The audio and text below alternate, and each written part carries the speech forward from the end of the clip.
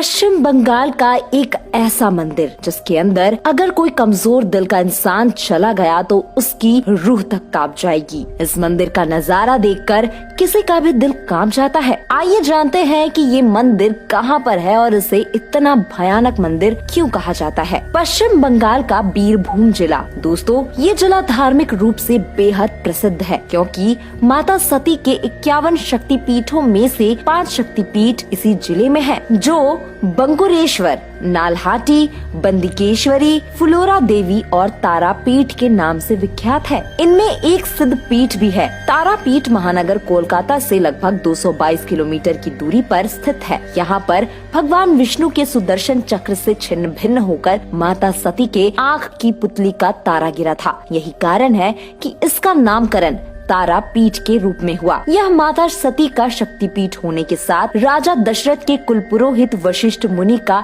सिद्ध आसन भी है। बताया जाता है कि प्राचीन काल में महर्षि वशिष्ठ ने यहाँ माँ तारा की आराधना करके सिद्धियाँ प्राप्त की थी। उस समय उन्होंने मंदिर का निर्माण करवाया था, लेकिन समय बीतने के साथ वो मंदिर जमीन के नीचे धंस गया। बाद में जयव्रत नामक एक व्यापारी ने इसे फिर से बनवाया। दोस्तों, जिस प्रकार रामकृष्ण परमहंस को माँ काली ने दर्शन दिया था, ठीक उसी प्रकार तारापीठ के सिद्ध संत वामा खेपा को देवी ने दिव्य ज्ञान दिया था। माँ महाकाली ने इन्हें शमशान में दर्शन देकर कृतार्थ किया था। इसीलिए तारापीठ तांत्रिकों के लिए भी विशेष स्थान माना जाता है। दोस्तों, तारापीठ से 2 किलोमीटर की दूरी पर आटला गांव है, जहां वामा खेपा का जन्म हुआ था। कहते हैं कि गरीबी और विपत्ति से जूझते हुए उन्होंने मां की आराधना की और बहुत ही कम उम्र में उन्होंने सिद्धि प्राप्त की। काली पूजा की रात में वामा खेपा को साधना के दौरान मां तारा ने स्वयं दर्शन दिए थे। ये भी कहा जाता है कि मां तारा बाघ की खाल पहने हुए,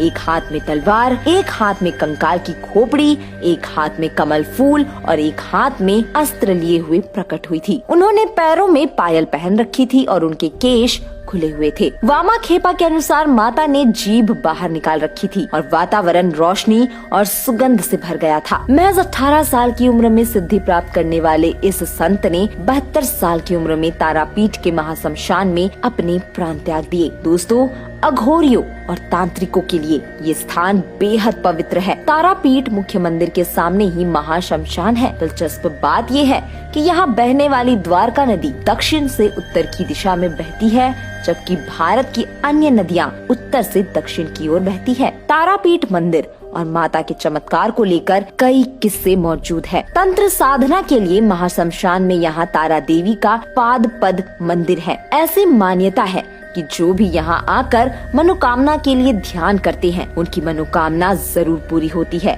यहाँ पर वामा खेपा सहित कई संतों की समाधियाँ हैं। इसके साथ ही आप यहाँ मुंड मालिनी भी देख सकते हैं। कहा जाता है कि काली माँ अपने गले की मुंडमाला यहीं रखकर द्वारका नदी में स्नान करने जाती है। यह भी एक शमशान स्थल है। ये एक मध्यम आकार का मंदिर है जिसकी दीवारों को संगमरमर से सजाया गया है, जिसकी छत ढलान वाली है, जिसे ढुचाला कहा जाता है। इसके प्रवेश द्वार पर जो नक्काशी की गई है वो बहुत ही आकर्षक है। मंदिर में आदि शक्ति के कई रूपों को दिखाया गया है। यहाँ देवी की 3 आँखों को दिखाया जाता है, यही माँ तारा का रूप है। साथ ही मंदिर में भगवान शिव की प्रतिमा भी यहाँ मौजूद है। गर्भगृह में माँ तारा का निवास है, जहाँ एक 3 फीट की धातु की मूर्ति स्थापित है। माँ तारा की यह मूर्ति देवी के रौद्र और क्रोधित रूप को दिखाती है, जिसमें माँ तारा को बाल शिव को दूध पिलाते दर्शाया गया है। दोस्तों, अब हम आपको इस मंदिर से जुड़ी कुछ ऐसी बातें बताएंगे जिसे सुनकर आपके होश उड़ जाएंगे। आपको जानकर हैरानी होगी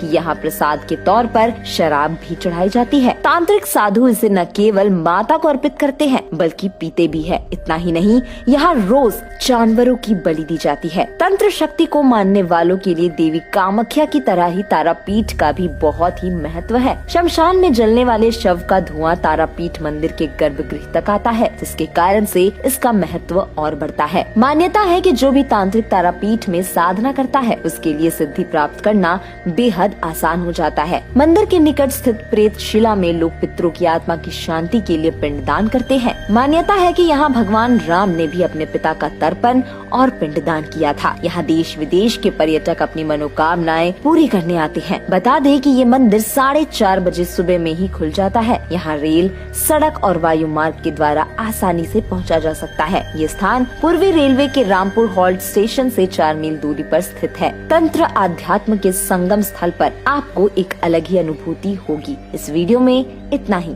वीडियो अच्छा लगा हो तो इसे लाइक और शेयर करना न भूले।